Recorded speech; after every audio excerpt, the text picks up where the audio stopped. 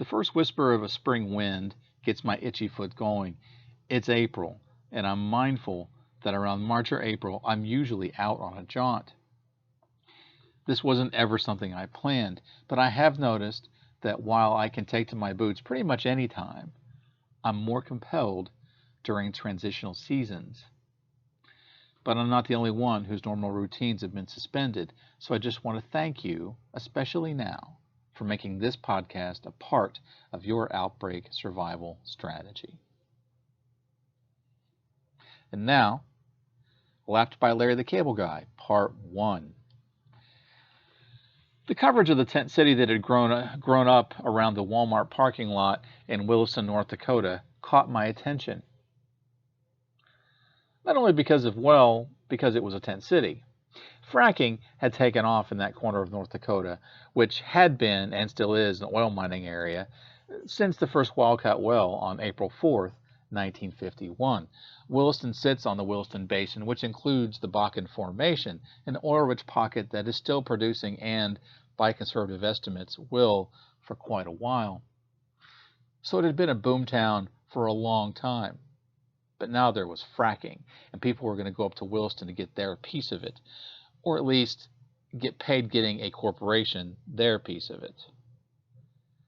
Now, much has been said of fracking, and this episode isn't enough to cover all of that, but let's assume for the telling that I see fracking as both an environmental catastrophe and the new American gold rush, which, if you've studied the gold rush or the history of coal mining in depth, you'd know that those two things are not ever really separate. But that wasn't the story I wanted to tell. What drew me in and what I saw lacking in the coverage was how the people working there were actually living. The tent city sprouted because of the influx of people making a lot of money, had caused real estate prices to hit the moon. And what little available housing there was in Williston, which was still pretty much a small town with a single main street, one major bank, 2 bars, and 1 strip club, as well as the usual number of churches, of course, had run out. There was no affordable available housing. As a matter of fact, the, again, conservative estimates I'd found in my initial research was that in 2013, the cost of real estate in Williston, North Dakota was roughly higher than the cost of real estate in Midtown Manhattan. I wanted to tell that story.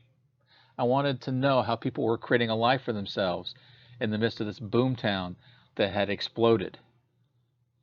It felt like one of those stories, a story that reflected the point where America was at that precise moment. There are events that feel more distilled than others, and this story about so much money floating around but no way to live, even if you're one of the ones making that money, that's an imbalance that can't last long. And that was an American tale if I have ever heard one. I rode the Empire Builder out of Chicago, and along the way made a short stop in Rugby, North Dakota. Rugby is the geographic center of the North American continent, and it seemed important to stop there. Rugby is a small farm town. It was summer, and they had a town-wide music and ice cream social every Wednesday in the park. The downtown didn't have many bars, but there were a few storefront casinos, like the ones that I'd seen in Rapid City a year before, the ones that advertised that they cash Social Security checks. Williston was busy when the westbound train pulled in. A lot of people got off the train with me. A few got on. There were buses and trucks to meet people. There was a definite difference between those returning for work and those coming to look for work. I'd read that a large number of people went there to work and send money home. Not a good place to uproot a family to go to. True, the old wagon trains were replaced by pickups and tanker trucks, but it seemed like most everyone knew this boomtown north of the Badlands wasn't going to last. I'd managed to secure a place to stay, but that wasn't easy and it wasn't cheap, and it was clear on the opposite end of town out by the bypass. And Williston didn't have much in the way of public transport, except for taxis, and I didn't want to even guess at the markup on that ride. So I took to my boots and I walked it. A note about North Dakota in July. It's hotter than you might think if you're not experienced with that part of the country. It's all big sky country, wide and flat with nowhere to hide from anything. including the sun. It took me longer to get there on foot than I'd planned, long enough, in fact, that the motel called to verify that I was actually coming. So I was really glad I answered the phone and that my battery still had a charge.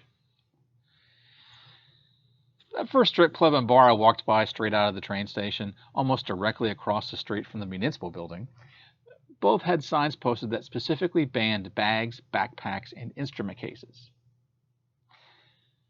I wish I'd had the presence of mind to check on that one. Bag bans aren't anything new, but I hadn't before or since seen a ban on instrument cases. It just seemed, well, I don't know, seemed uncivilized. The traffic was nonstop, and the line just to get into the bank lobby created a medium-sized crowd on the sidewalk. Even after I got out of the downtown strip, the amount of people never diminished. I walked by 5 other motels, and all of them had no vacancy signs, but they all advertised bars with casino-style games. I got to my motel, the last motel right next to the Walmart where Tent City was, and found the proprietor to be relieved. Had a guy, he said, on standby in case you didn't show. Thanks so much for listening to episode 20, part 1 of Record of a Well-Worn Pair of Traveling Boots. Please be sure to show some love by subscribing to this podcast on iTunes, Spotify, or whatever podcatcher you use. Check out past episodes and look for episode 20, part 2 in 2 weeks. If you really enjoy this podcast, please become a patron on our Patreon page. That's www.patreon.com/wellwornboots. That's patreon.com/wellwornboots, all lowercase, all smushed together. You get additional access, including special patron-only episodes and other goodies, depending on what tier, starting at $1 a month. So for the cost of a cup of coffee in 1995, you can support stories and art you enjoy. That's www.patreon.com/wellwornboots. Thanks again for listening. May the road always rise to meet your feet.